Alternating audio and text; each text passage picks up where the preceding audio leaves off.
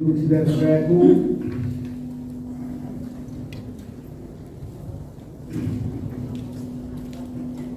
Tuhan merindukan kita semua satu dengan Dia. Dan memang Tuhan sudah berfirman bahwa kalau Dia datang, kita melihat Dia dan kita juga sama dengan Dia. Ini saudara-saudaraku, untuk membuat sama dengan Tuhan itu bukan satu yang mudah. Tuhan harus bekerja dengan luar biasa, dan kita juga harus ada penyerahan. Orang yang tidak mau berserah tidak bisa sama dengan Tuhan. Jadi yang bisa sama dengan Tuhan, bagian Tuhan kerjakan, bagian kita harus menyerahkan diri kepadanya. Itu sebabnya saat sekarang ibadah kita ini adalah ibarat Tuhan mengambil sebongkah tanah itu untuk mencipta. Bagaimana penciptaan yang awal hanya untuk sekarang. Penciptaan bagi kita adalah dalam hal yang rohani. Jadi penciptaan bagi kita sekarang adalah dalam hal yang rohani.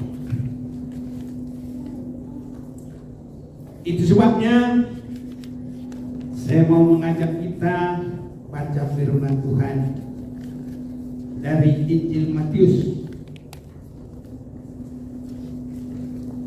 pasal yang ke-7 ayat 1 sampai dengan yang ke-5.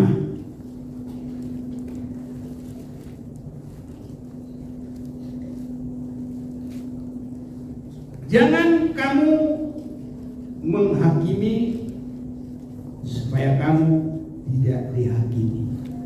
Ayat 2, saya mau jemaat Tuhan bersama-sama. 1, 2, 3. Karena dengan penghakiman yang kau pakai untuk menghakimi, kamu akan dihakimi, dan ukuran yang kau pakai untuk mengukur akan diukurkan kepadamu. Mengapa engkau melihat selumbar di mata saudaramu, sedangkan balok di dalam matamu tidak engkau ketahui? Bagaimana engkau dapat berkata kepada saudaramu, biarlah aku mengeluarkan satu dari itu dari matamu, padahal balok tidak dalam matamu. Bersama kita. Hai orang Yahudi, keluarkan kamu balok dari matamu, maka kau akan melihat dengan jelas untuk mengeluarkan selumbar itu dari mata saudaramu. Saudaraku yang kekasih, Yesus tahu sudah merupakan bagian yang menyatu dalam kehidupan manusia. Sudah hal yang menyatu dalam hidup manusia. Tapi Tuhan ingin merubah, sehingga Tuhan berikan firman ini. Tuhan lihat manusia itu terlalu mudah menghakimi, menuduh, menjatuhkan vonis, melihat kekurangan orang lain. Itu Tuhan sudah lihat. hal yang seperti itu menyatu dalam kehidupan manusia. Sebabnya Tuhan mengerti, sehingga Dia beri firman ini. Dan kalau kita sudah mengerti, maka kita akan bertabiat yang sama, tabiatnya Yesus Kristus, yang penuh dengan pengampunan, yang penuh dengan kasih, yang menjadikan penghakiman bukan sekarang, tapi pada waktunya. Sering sekali, dan Tuhan sudah tahu, saudaraku, bahwa manusia itu terlalu mudah hanya bisa terbuka mata memandang kekurangan orang lain, sehingga dibandingkan di mata sendiri balok, tapi di mata orang disebut selumbar. Balok itu kita sudah tahu balok. Kalau selumbar sekarang sih sudah semakin maju alat-alat. Tapi kalau dulu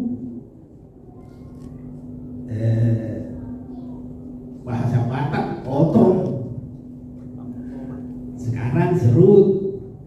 Jadi itu serut, keluarlah itu tipis. Itu namanya selumbar. Kalau satu balok dengan selumbar, nggak tahu itu satu banding berapa. Sama dalam Matius pasal yang ke-18 itu, dan ada orang yang berhutang, ya begitu banyak, 10.000 kali 6.000 kira-kira begitu. Tapi kalau selumbar itu cuma sedikit, ya kira-kira begitu, saudara-saudaraku. Tapi selumbar yang di mata orang itu begitu nyata di mata teman-temannya. Tapi kalau di mata sendiri gak bakal bisa dilihat. Tuhan tahu itu. Jadi tabiat manusia ini masih terarah kepada setan. Karena setan itu kerjanya cari kesalahan orang, menuduh, mendakwa. Tapi kalau Yesus lihat kesalahan orang untuk berani terima dan ditimpakan kepada dirinya. Kiranya Tuhan tolong kita supaya kita bertabiat-tabiatnya Yesus. Jadi dalam pengajaran Yesus ini mengarah kepada tabiat Yesus atau mengarah kepada tabiatnya setan. Tapi kalau Yesus datang, kita harus sama seperti Dia. Amin, saudaraku. Kita berdoa kiranya Tuhan tolong kita, dan Tuhan selalu berikan firman-Nya kepada kita sebagaimana yang kita sudah baca tadi. Di dalam Wahyu pasal yang ke-12, saya mau ajak kita membaca ini.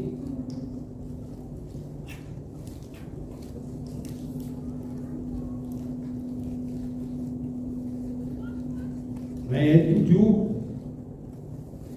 Maka dimulai peperangan di surga. Mikael dan malaikat-malaikatnya berperang melawan naga itu, dan naga itu dibantu oleh malaikat-malaikatnya.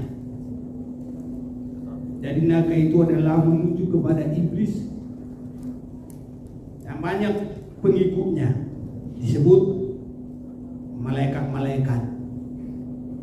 Jadi kalau mereka dibuang dari surga, banyak sekali kosong, dan tempat itu saya yakin belum terisi semua. Itulah yang kita rebut. Haleluya, amin. Kenapa saya yakin begitu? Karena Yesus sudah berani mati bagi kita dengan membawa satu tabiat kasih yang luar biasa. Itu sebabnya kalau kita menyanyi, betapa besar kasih pengampunanmu Tuhan, tak kau pandang indah hati yang hancur.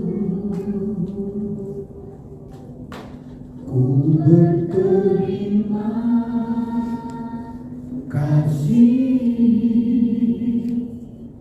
kepada-Mu ya Tuhan, pengampunan yang Kau berikan.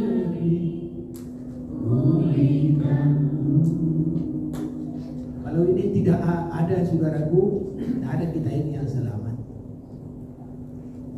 Karena sekecil apapun selumbar,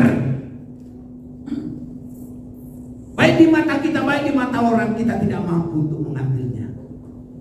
Hanya oleh darah. Karena Yesus untuk menjadi juru selamat, Dia penurut sampai kepada darah yang terakhir, kepada nyawa yang terakhir, hanya melakukan kehendak Bapaknya. Dia adalah domba yang suci, hanya Dia. Tapi karena manusia tidak sabar, harus cepat baik, harus cepat baik. Siapapun kita nggak mampu berbuat itu. Hanya berdoa dan berserah kepada Tuhan. Tuhan ubah. Kalau bukan Tuhan yang ubah seseorang, tidak akan mungkin. Tapi manusia selalu menuntut, mendakwa. Dan inilah tabiat daripada iblis itu. Ayat 8 tadi, tetapi mereka tidak dapat bertahan, mereka tidak mendapat tempat lagi di surga.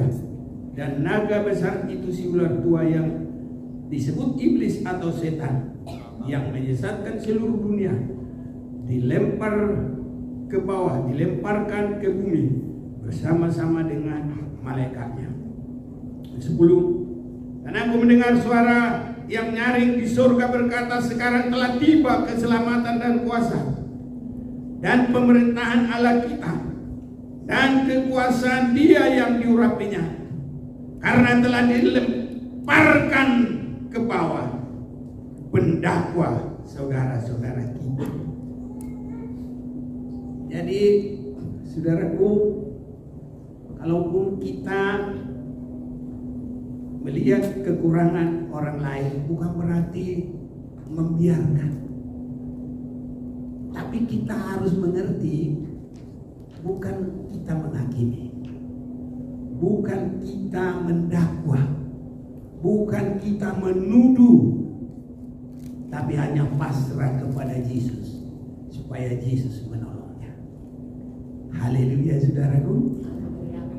Ini semakin kita ingin mencabut, maka semakin terjadi bahaya yang besar. Itu sebabnya berserah kepada Tuhan, sabar.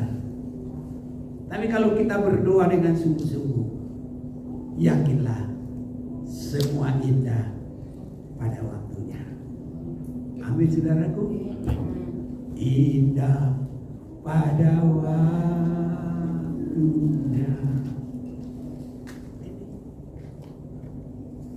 Saya berdoa semuanya kita indah nanti. sama seperti Yesus. Itu sebabnya saat sekarang firman harus membawa kita kepada sifat tabiat Yesus. Sebab kalau kita tidak dirubah, nanti akan tetap kepada sifat dan tabiat iblis.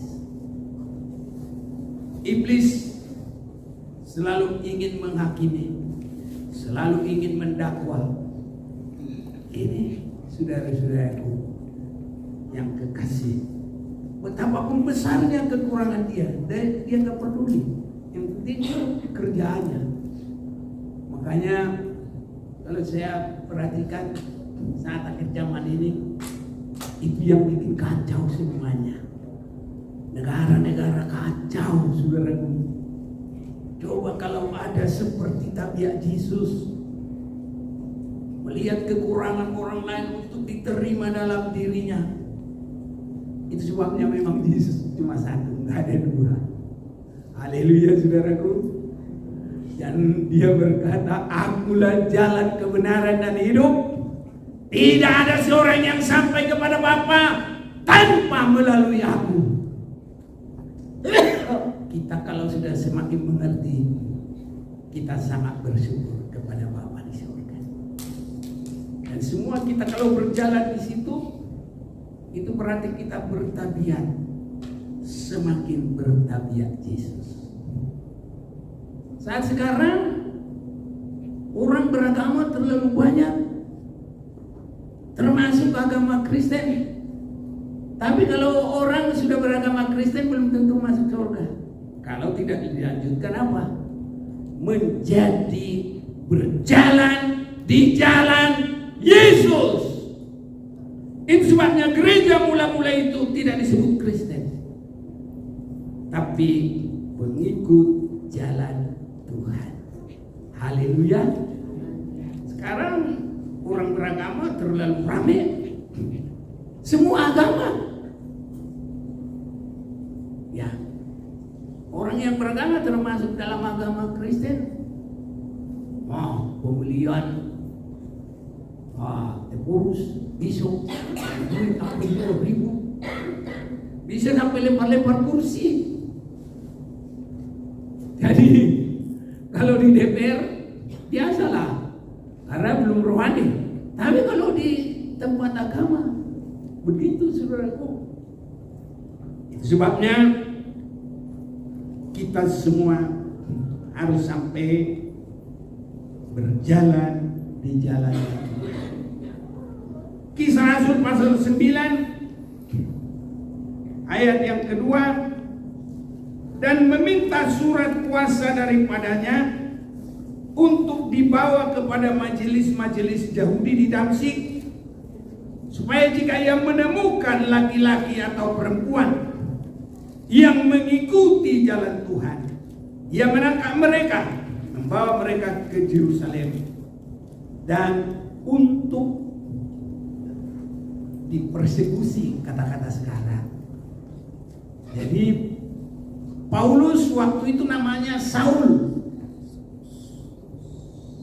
Dia menangkapin orang,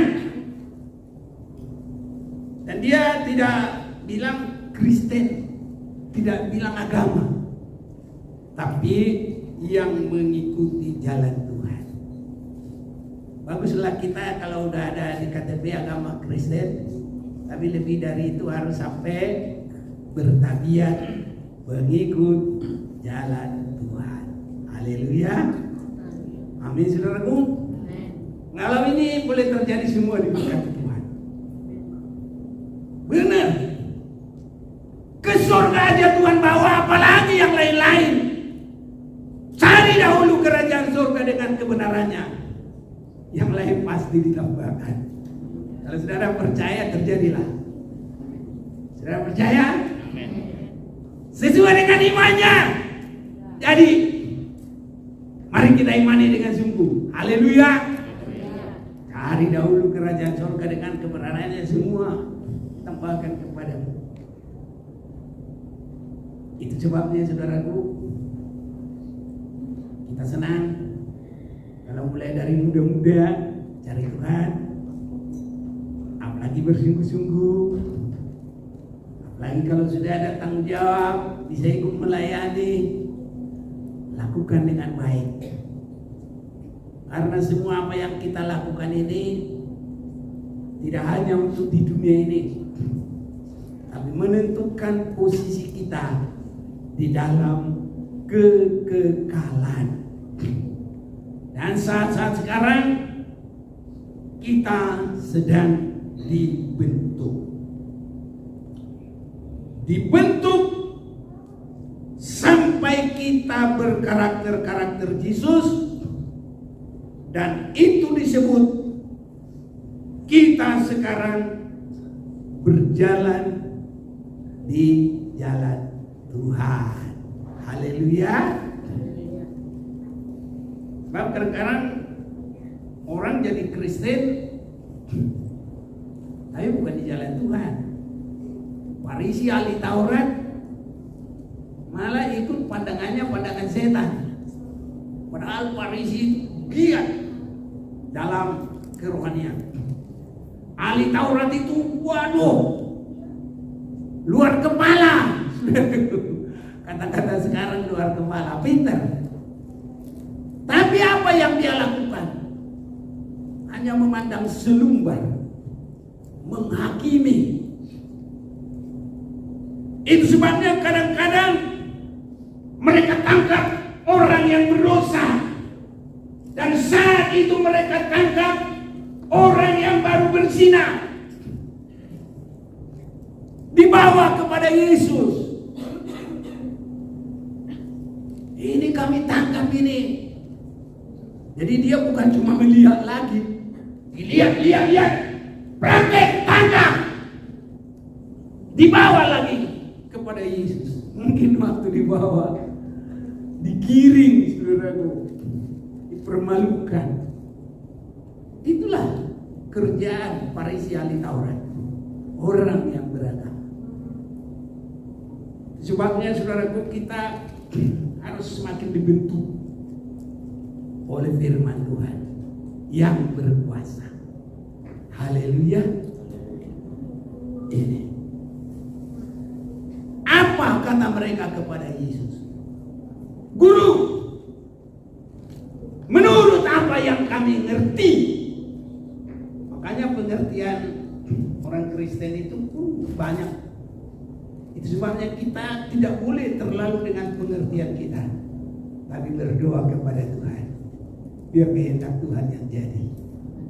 Karena pengertian orang beda, pengertian Tuhan beda, pengertian iblis beda, ya, pengertian orang beragama beda. Tapi kalau kita sudah berdoa, pasti tidak salah pengertian kita. Tuhan pasti pimpin kita.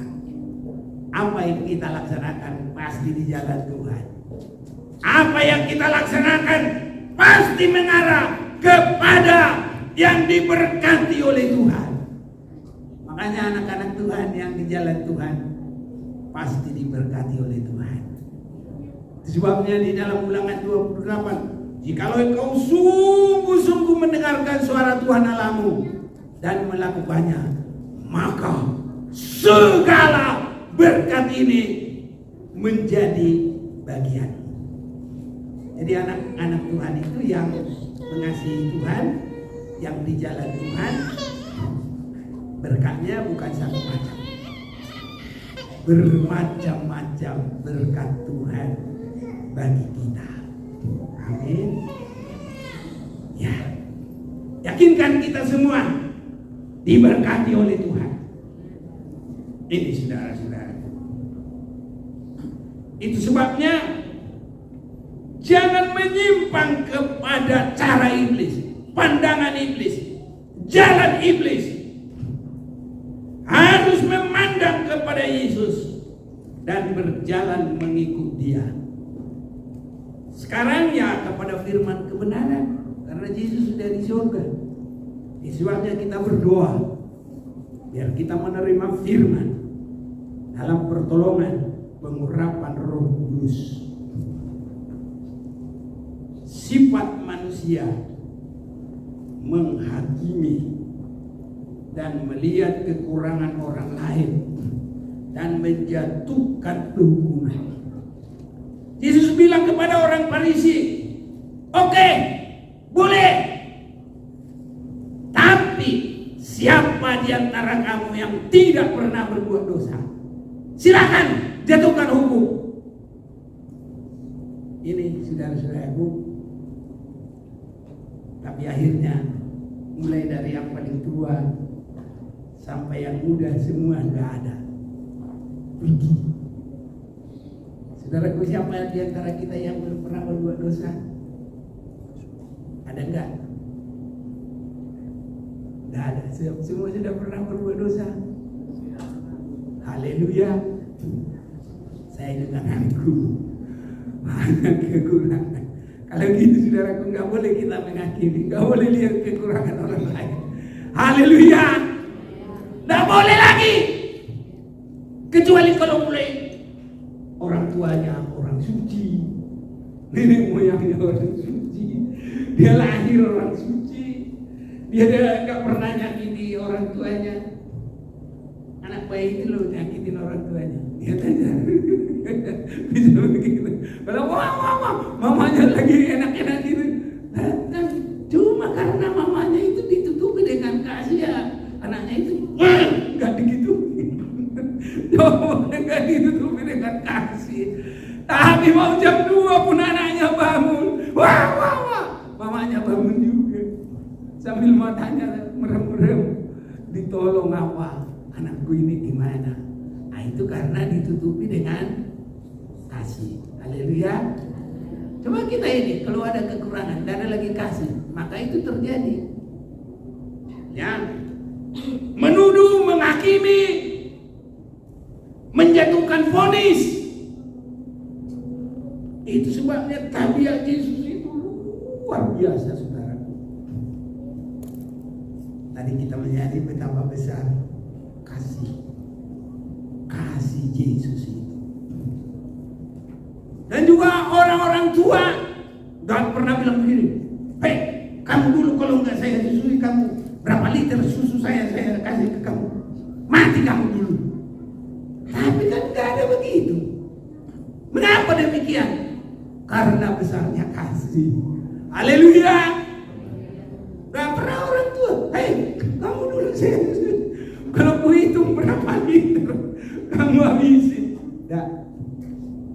Kalau kita juga bisa berbuat baik, bersyukurlah kepada Tuhan. Tidak ada satu pun yang harus diomongkan. Hamba yang baik itu, biar dia kerjakan apapun, dia tidak akan mencanangkan. Dalam Lukas pasal 17 ayat 10, demikianlah kamu. Kalaupun kamu sudah kerjakan semua apa yang dikatakan, hendaklah kamu berkata, kami ini adalah hamba yang tidak berguna. Kami hanya melakukan apa yang kamu kehendaki. Apa yang dikehendaki Tuhan. Apa aja biar jangan salah. Oke. Lukas 17 ayat 10. Demikian jugalah kamu, apabila kamu telah melakukan segala sesuatu yang ditugaskan kepadamu, hendaklah kamu berkata, kami adalah hamba-hamba yang tidak berguna, kami hanya melakukan apa yang kami harus lakukan. Haleluya, saudaraku. Apapun yang kita lakukan, lakukanlah.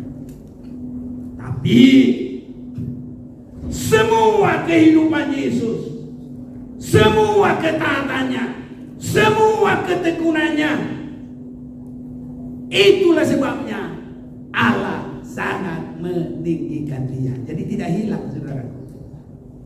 Dalam Filipi 2, ini harus benar-benar kita hafal. Hendaklah di dalam kamu ada pikiran seperti yang ada pada Yesus Kristus, yang walaupun dalam rupa Allah tidak menganggap kesetaraannya dengan Allah, dia merendahkan diri, dia mengambil rupa manusia. Dalam keadaan manusia, dia menjadi hamba dan taat sampai mati. Tapi ayat 9, itulah sebabnya Allah sangat meninggikan dia. Jadi kalau kita lakukan, biarpun orang tidak gaji kita, biarpun orang tidak puji kita, sifat manusia ini harus dipuji. Kalau sama orang lain dipuji-puji, kalau aku nggak pernah, lah orang nggak mengerti. Matius pasal 6, kalau udah mulai dipuji itu kejatuhan dan itu celaka. Makanya saya, ya memang karena saya sudah tahu, saya nggak mau memuji. Kamu udah baik sekali, kamu ini, nggak bisa. Ya, karena kalau kita berlaku begitu, saudaraku, itu celaka. Nah, jadi ya kalau orang tua begitu sama anak, tapi jangan terus-terus begitu. Yang dipuji-puji itu kemauan yang belum dewasa rohani. Lukas pasal 6 ayat 26. Ayo, siapa?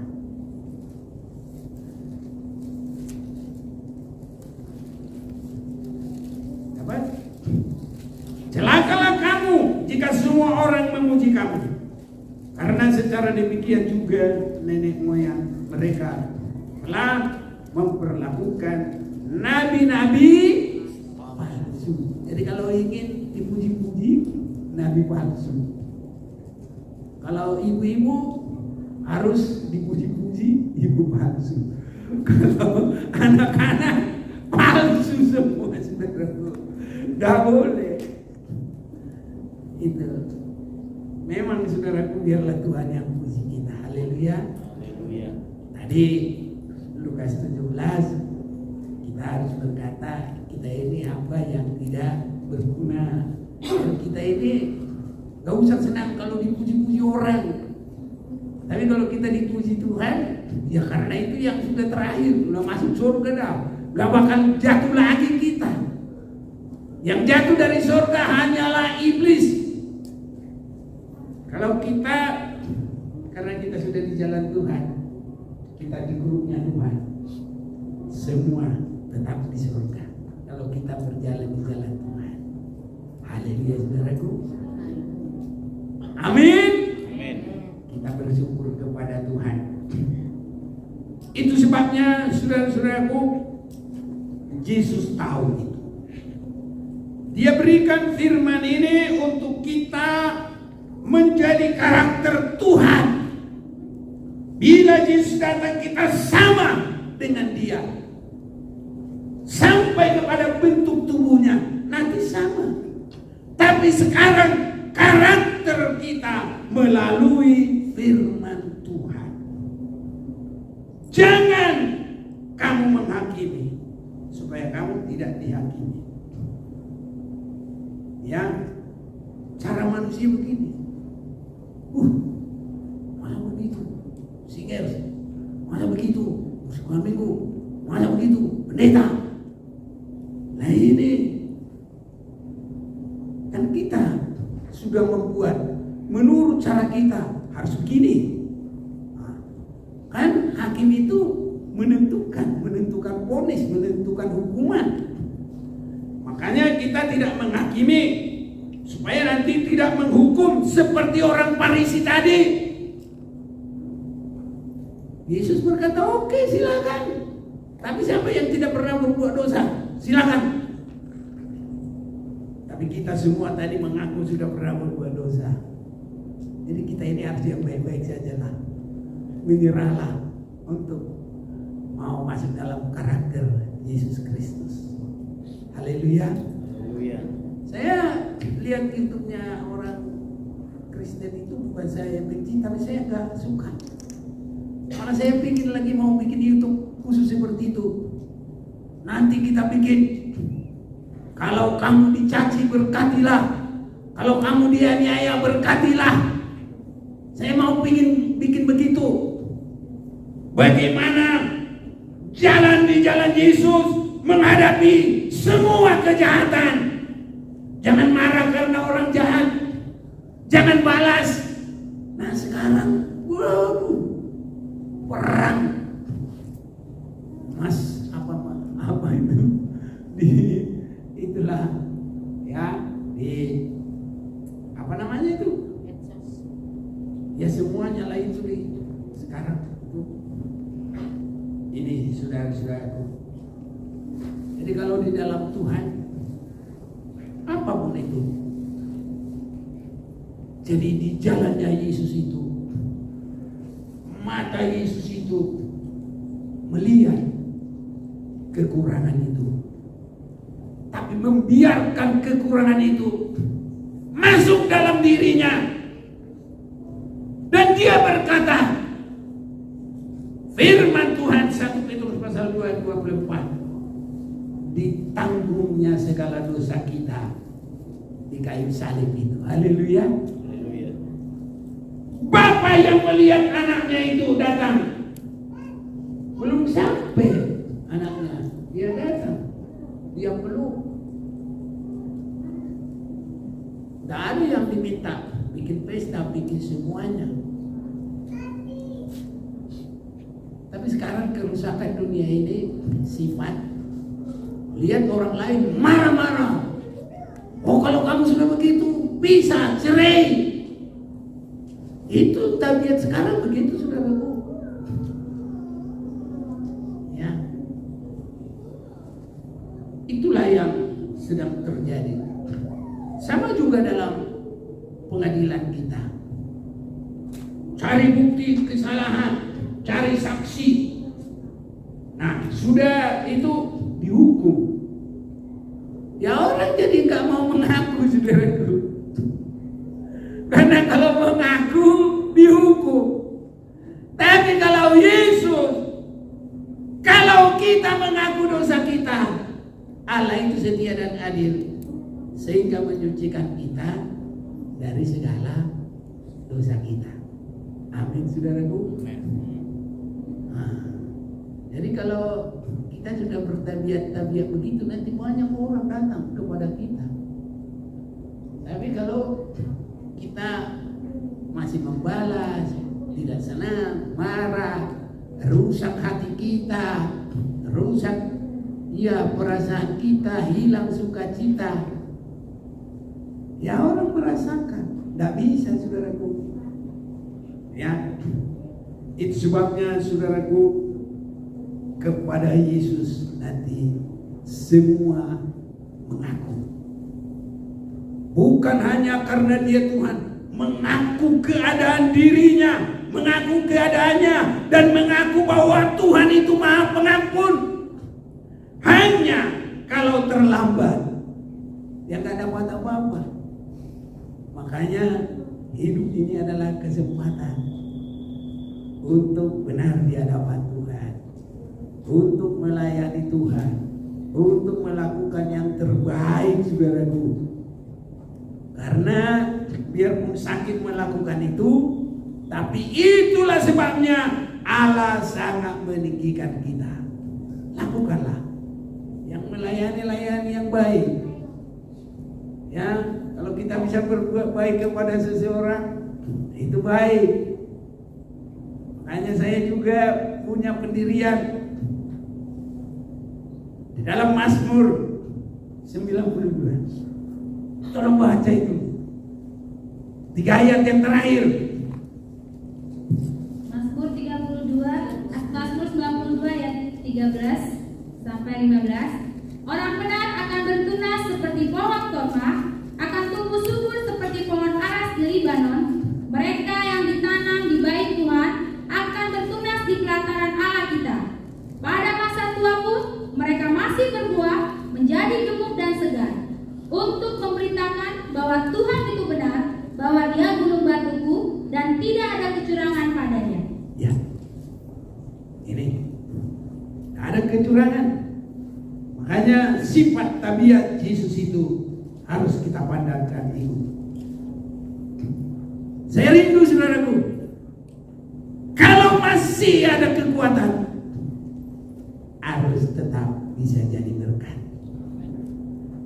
Bila saatnya nanti ku tak berdaya lagi, hidup ini sudah jadi berkat. Cuma saya rindu saudaraku, permohonan saya kepada Tuhan, ya kalau saya tidak bisa berbuat lagi, ya sudah, pindahin aja langsung. Jangan nanti malah nyusahin yang hidup ini, makan disuap-suapi. Nanti kalau yang suami ini sudah nggak lagi tulus hatinya, hanya karena terpaksa, hanya karena takut, dia langsung dibuang ke hutan seperti orang di Jepang. Kalau orang tuanya katanya ini aku belum pernah ke Jepang. Iya, tapi begitu katanya. Saya dari kitab pengetahuan baca-baca kan bisa juga. Ada itu katanya itu orang tuanya itu kalau dia sudah tak suka lagi, diantar ke hutan, ditinggal di situ. Teganya. Nanti apa yang makan itu singa atau apa nggak tahu, ya. Nanti dia kelaparan apa. Nah, jadi kalau kita saudaraku berbuat baiklah semasih hidup. Dan kalau kita bisa berbuat baik kepada orang lain, itu orang benar, itu mengikut jalan Tuhan, itu yang ditanam di bait Allah. Biarpun tua tetap gemuk sehat dan selalu berbuah, artinya bisa berguna bagi orang lain. Haleluya. Itu sebabnya jangan ada sifat tabiatnya iblis. Seling suka melihat kesalahan orang lain. Kalau itu bukan untuk mendoakan, kalau itu bukan untuk menolong, tak perlu dilihat, gak ada gunanya. Malah berdosa kita udah tahu dan kita doakan. Ini saudara. Jadi itu pun kita perhatikan di sini. Mengapakah engkau melihat selumbar di mata saudara? Berusaha melihat. Kalau umpamanya lewat, itu namanya ya nggak sengaja melihat. Jadi kalau ini selumbar itu kan kecil, kalau dari jauh itu nggak kelihatan, jadi harus didekatin dulu. Bukan pakai kacamata karena corona, bukan. Jadi harus didekatin dulu saudaraku. Orang melihat kesalahan orang lain selalu bersengaja dikorek, sampai nenek moyangnya dikorek. Biasalah begitu manusia ini. Ya, saudara-saudaraku, itu sebabnya Yesus adalah sama dengan tabiat Bapa di surga. Dalam Lukas pasal yang ke-15 itu digambarkan kasih Bapa berbeda dengan anak yang sulung. Bapak itu begitu dia lihat anaknya itu masih hidup, langsung dia lari di situ. Belum apa, nggak ada ditanyain apa-apa. Dari mana kamu, udah habis duitmu apa, bagaimana? Enggak. Belum. Ambil jubah, ambil sepatu, ambil cincin, bikin pesta. Ini saudaraku. Tapi anak yang merasa sudah berbuat baik, itu anak yang mana itu? Yang sulung. Bertahun-tahun aku melayani, gak pernah berbuat yang tidak benar. Masa saya gak disanjung-sanjung? Masa saya gak dipuji-puji? Masa saya gak ini segala macam? Dicanangkanlah semua apa yang dia lakukan. Saudara-saudaraku, beda pandangannya. Dia tidak bisa masuk. Itu sebabnya di dalam Yesus adalah hukum kasih. Haleluya. Tidak ada hukum yang lain. Jadi kita menghadapi orang tua, menghadapi sesama, pakai hukum satu. Tidak ada hukum tiga. Hukum Taurat ada, hukum adat ada. Tapi yang kita pakai adalah hukum kasih, mengasihi Tuhan dengan Ini yang ada pada Yesus, saudaraku. Dan inilah prakteknya. Ya. Sering sekali saudaraku ingin juga seperti yang paling rohani, ingin mengambil selumbar dari mata orang. Ya, itu menunjukkan seperti pahlawan kesiangan lah itu. Saudara-saudaraku, kita hanya berkata, Tuhan tolonglah selumbar di mata dia. Kalau kita mengambil gak boleh, karena firman Tuhan bilang jangan itu dulu. Sama kembali seperti tadi, siapa yang tidak pernah berbuat dosa boleh lempar, tapi kalau sudah pernah jangan. Kalau ada selumbar juga di mata kita, apalagi balon, jangan ambil selumbar di mata orang. Gak boleh itu. Memang disuruh jangan ambil. Yang kamu mau ambil di matamu sendiri, di mata orang jangan. Ini saudara-saudaraku, ayat yang 4. Bagaimanakah engkau dapat berkata kepada saudaramu, biarlah aku mengeluarkan selumbar dari matamu, padahal ada balon dalam matamu. Hai orang munafik, keluarkan dahulu balon di matamu, maka engkau akan melihat dengan jelas untuk mengeluarkan selumbar itu dari mata saudaramu. Artinya, siapa yang tidak pernah berbuat dosa, dia boleh melempar, ataupun sebaliknya dia boleh menolong orang lain. Jadi yang kita lakukan hanya mengasihi dan mohon kepada yang mampu mengambil. Itulah yang dipersiapkan darah Yesus.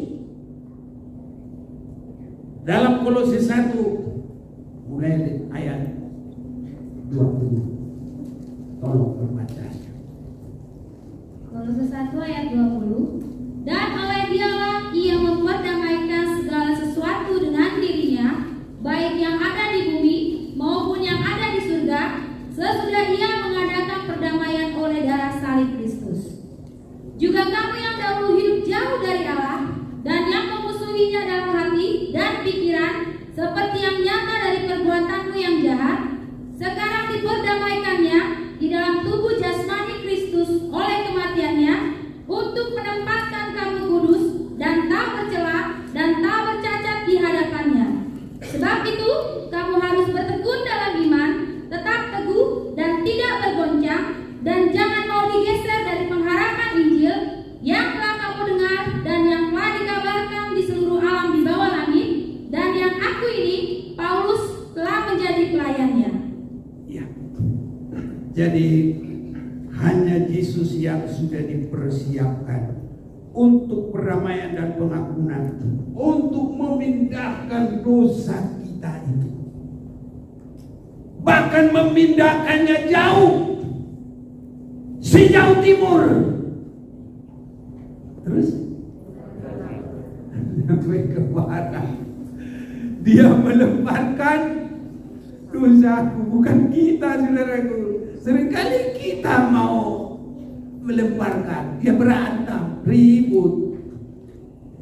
Tapi kalau Yesus pasti baik semuanya. Ini saudaraku, ini rahasia kebenaran. Tapi sering sekali tidak disadari. Ya, bukannya kita membiarkan dosa, tidak. Tapi tahu siapa yang bisa mengambil selumbar, hanya Tuhan. Siapa yang bisa mau menjatuhkan vonis, hanya yang tidak pernah berbuat dosa. Siapa yang tidak pernah berbuat dosa, hanya Tuhan. Justru Tuhan tidak akan datang kalau masih ada orang benar. Tapi dalam Roma 3, semua orang sudah berbuat dosa Dan selanjutnya ayat yang ke-10 dan 23. Semua orang sudah tidak ada yang benar. Semua orang harus dihukum. Sudah hilang kemuliaan. Jadi nggak ada kita ini yang berkuasa untuk itu. Tapi kalau kita menjadi pendoa sapaan, ini sangat baik. Haleluya. Kumpul-kumpul dulu orang-orang, doakan sapaan. Berapa lama Tuhan baru dengar? Ini yang perlu. Dan biar di jemaat ini semua menjadi pendoa sapaan.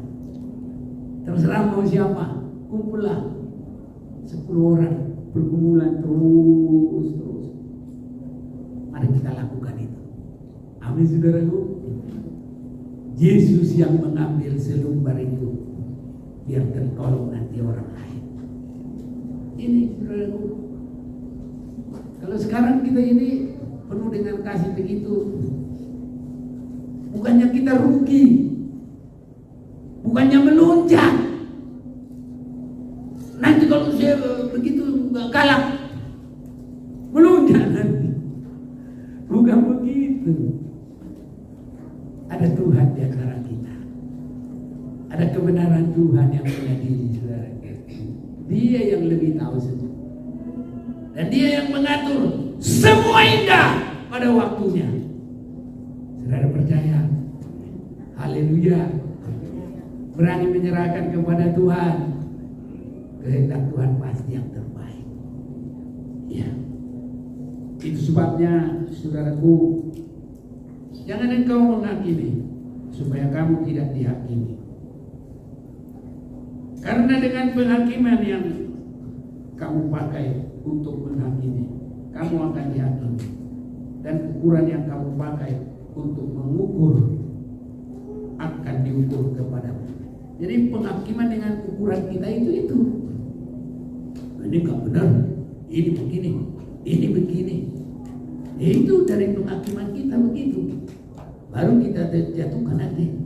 Ini pantas mati, ini pantas dimarahin, pantas ini, itu. Ini saudara-saudaraku.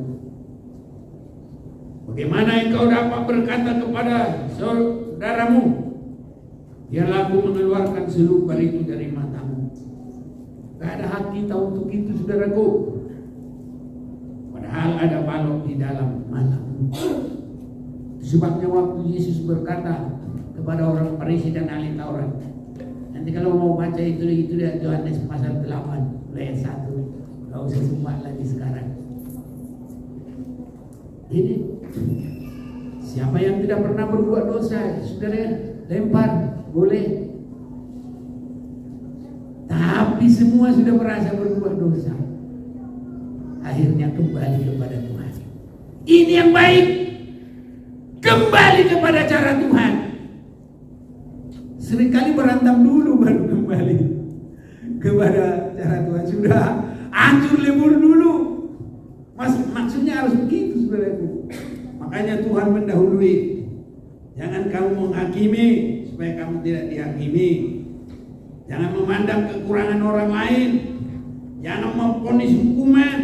Ya, tapi semua kita serahkan kepada Tuhan.